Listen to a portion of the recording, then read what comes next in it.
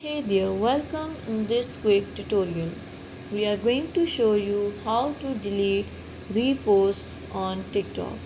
It's super easy and we will make sure you get it right. Just make sure you are logged in and using the latest version. Make sure to watch the complete video and follow each step carefully to avoid forgetting anything and making mistakes. Okay, we are going to know how to remove or how to delete reposts on TikTok. You have to click on the TikTok app. Now click on the profile. This type of screen appears and you can see your post videos here.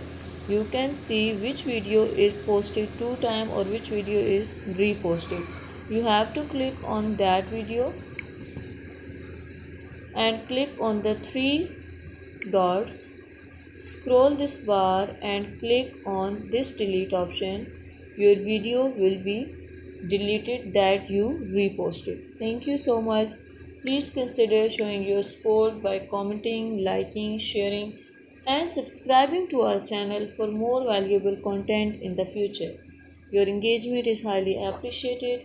I wish you very good luck. Thanks.